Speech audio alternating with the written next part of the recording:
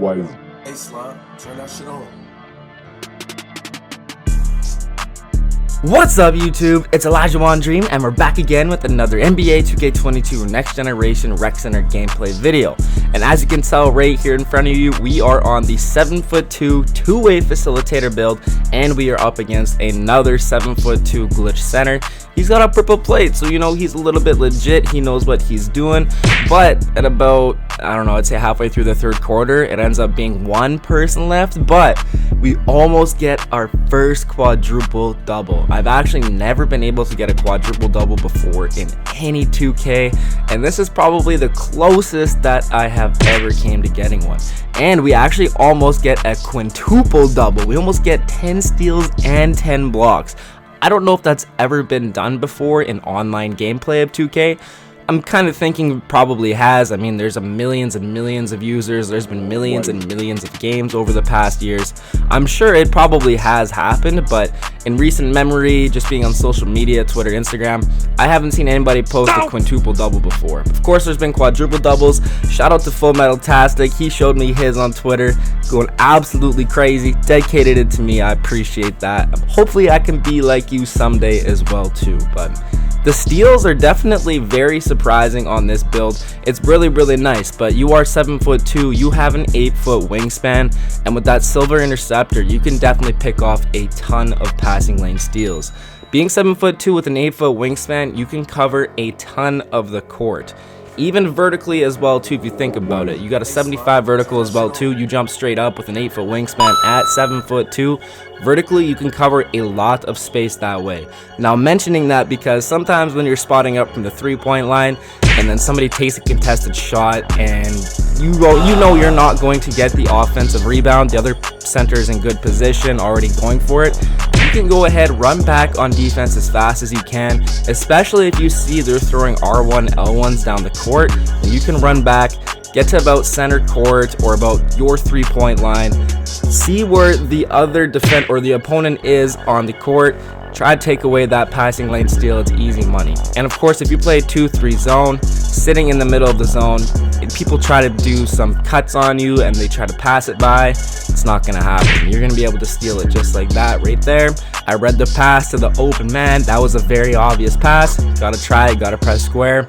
It's pretty surprising how many steals you can actually get on this build, but of course it's very nice. And this isn't the most offensive gameplay, admittedly. I only go 4 for 9 from the field goal, but the nice thing about this build, if you're struggling on offense, you can pick it right up on defense, get a bunch of rebounds, get a bunch of steals, blocks, hold down the paint, and just be a good teammate. Now, I do end up getting 10 points, 16 rebounds, 10 assists, 7 steals, and 9 blocks. So 3 steals and 1 block away from a quintuple double, and I only needed 1 more block for a quadruple double, and it would have been like my guy, Hakeem Olajuwon. Now, I've actually never made an Hakeem Olajuwon build just because I find it's almost impossible to make because he was so good at everything. I would need that 85 pass accuracy, you know, I would need like max post control, standing dunk, driving layup, of course you want to max that, finishing, he had a nice post hook as well, he had a post fade, you probably wouldn't give him any 3-point shooting, he wasn't really much of a 3-point shooter at all, but then you got to max out his defense as well too, and he was pretty athletic for a 7-footer as well too, so it is very hard to make an Hakeem Olajuwon build at 7 feet tall, but regardless, still, it is possible. It's just you're gonna have to sacrifice something. You could sacrifice the passing, but Hakeem was a very good passer as well too. He would get double teamed in the post, easy kick out to his teammates who are great 3-point shooters. They surrounded him in his championship years with 3-point shooters. You got double teamed, kick out, easy money, 3 balls all day. And of course, right here, like I said, we're down to 1 person. You can see he's cold right there, so it is a little bit easier to get some stats, and I get bailed out with the foul right there. That was pretty contested. I was actually trying to dunk on him and use the dunk meter. I have been trying the dunk meter out a little bit more. I'm still trying to get used to it. I'm trying to test and see what I can do with it and if I can actually get some contact dunks with this build. Now with the slashing takeover on the other 7'2" glitchy glass cleaner, you can for sure get some driving contact dunks with it. I've actually done it before. It's really incredible. But that block that just happened right there and then coming into this 3-pointer, that is the most satisfying play as a big man that you can do. Huge block on the defensive end, turn it into offense on the other end, greening the 3 or getting the dunk after you block the crap out of somebody. It is literally the most satisfying play that you can make as a big man. I love it. Defense to offense, that's what I love to do. Love to hold down the defense, turn it into easy offense, R1 L1s, or bring it up the court, hit the trailer, hit the flash, whatever it may be, just like that. Beautiful pass to the corner there as well too. Unfortunately, he gets a bad passing animation and passes it right into the body. But see, right there, I thought I was going for the steal. As you can tell, he is 1-on-1 or 2-on-2 I should say, and I was trying to take away that pass, and if he even tries to get it past me or throw it by me, that's an automatic steal all day. 8-foot wingspan, you can definitely get a ton. Right there, getting a little bit of a cheesy block for our 8th block of the game. And as you can see, we're only at 7 assists and we got 2.5 minutes left, but we will be able to get those 10 assists, of course. I'm trying so hard to get blocks right here too, because I know I am so close to getting my first quadruple double. I also want to get the triple double just to make sure I do get a triple double, but of course the rebounding, amazing on this build. One of my favorite things about this build.